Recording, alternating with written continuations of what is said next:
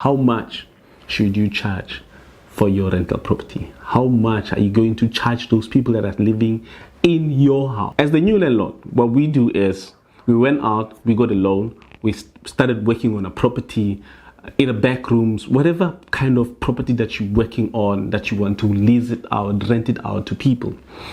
And once we're done with the process, we're super excited, but there's one thing left, is to give it out to people, to let it out to people so they can stay and pay back your money. So you are able to pay back your mortgage, you are able to make your money, and you want the whole process to start.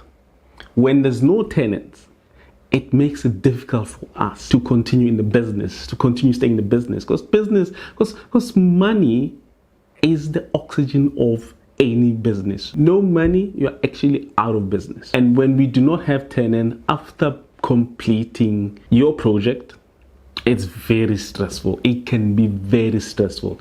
And under stress, we make decisions that are not good at all. So when we are stressed that our properties are completed but there is no tenants, what we do is we act out of stress, we act out of desperation. Let's just let it out and let people come and live here. So the first thing that we do, the first mistake that we do is we put our rental price tag low, and that will bring you more problems. One problem is you're going to open it up for people who cannot afford. Every month you will be running after those people. And the second problem will be you're not going to make your profit. You will always need to supplement, to augment. That's core. Augment means you put extra money into that. So let's say, for instance, your mortgage is 3,000. I like 3,000. You are currently charging 2,500 for your rental. It means you must put in 500 from your pocket all the time. I know that experience. It's crazy, and I'm sharing this experience with you because what I went through in 2012, 2013, 14, it was most crazy thing ever happened to me. So what happened is my tenant at the time stayed in my property and she was paying 11,000 per month. They had problem, they had issues with the husband, and they separated. She lived in the house for 2 years and she was not paying. That's like 250,000 plus that I lost. It was crazy. I couldn't get it out of the property because removing somebody in your property is the difficult thing ever. So I'm sharing all of this with you so you know what I went through, and I wouldn't want you to go through the same thing.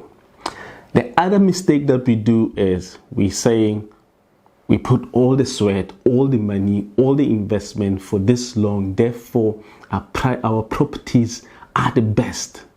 And we need to give it a proper price tag, which is high. When your properties are high, nobody will come and stay simply because they cannot afford. But then what do we do? In this instance, what do we do? How much do we charge? How do we then decide that this one is a right price tag for our properties? I'm going to look at the website that I normally use. I'm going to look at supply and demand. The last thing that we're going to be looking at is the economic factors that drive the property market. To decide on what price tag I should put on my rental property, is the property 24. It's free. It's available for you. Just get data and you have access to everything. So I click on the rental. I check the properties that are similar to mine. Get the similarities. And you look at your area, of course. How much are they being rented out for? And once you're done with similarities is actually looking at the features. What is in there? Is the stove? Is it tiled? Is it painted? The garden is well looked after. The property is well looked after. All of those things that are similar, like the kitchen, the bathroom with shower, and all of those things, those are features that you look at. You look at the safety of the place. You look at, is there a wall around? Is the electric fence? I don't have electric fencing. Those are things that you look at. Now, once you're done with looking at similarities, you're looking at the differences. The differences is, what do I have in my property that the other people do not have?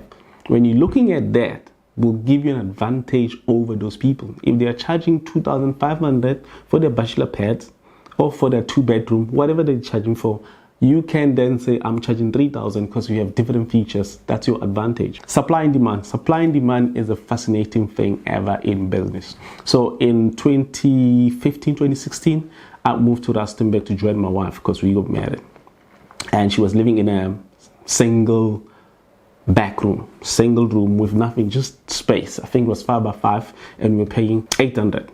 And then opposite, like it was a line of 10 5 by 5 single rooms. So on the other side were 10 bachelor pads with a mini kitchen and a bathroom. They were actually charging 1,200 per month.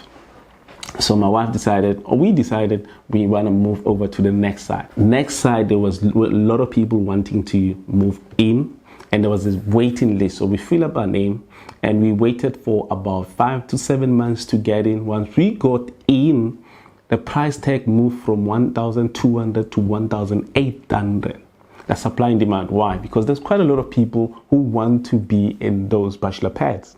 Therefore, the landlord adjusted the price. So basically, supply and demand is actually when there's a lot of people who are looking to rent your property, you can adjust your prices. When there's no many people who are looking to come in and rent the property, you can slightly put it down. For instance, those single bedrooms, back rooms, they were charging the same amount of money, which was 800 for a longest time ever. And lastly is economic factors. Economic factors, those are interest rates. When interest rates are high, people are not buying houses. Instead, people are renting. So what does that do? It goes back to our previous point. It drives in the demand. And when the interest rates go down, people go ahead, go to the banks, and they buy property. What does that mean? It means your rental demand goes down because people are having their own homes at that time. And inflation is crazy. We were expecting a inflation cut. Now by March, it's not happening. They say September, we wait. So inflation is basically a buying power. When people do not have money to buy, they will sit back. They won't do as much. They're not going to spend the money because they don't have it. When buying power is there, people want to buy, people want to go out and spend money. Then you can adjust accordingly. And the last one is unemployment. Unemployment is crazy in our lovely country, South Africa, Rainbow Nation. It's going at 32.1. Means quite a lot of people do not have. If you like this video, you will definitely going to like this one. And if you're serious about investing and learning about property, real estate, investing in back rooms, you will consider subscribing to this channel and like and share and put in that notification bell so you are always notified when the new video lands. Thank you so much for subscribing and joining the winning team.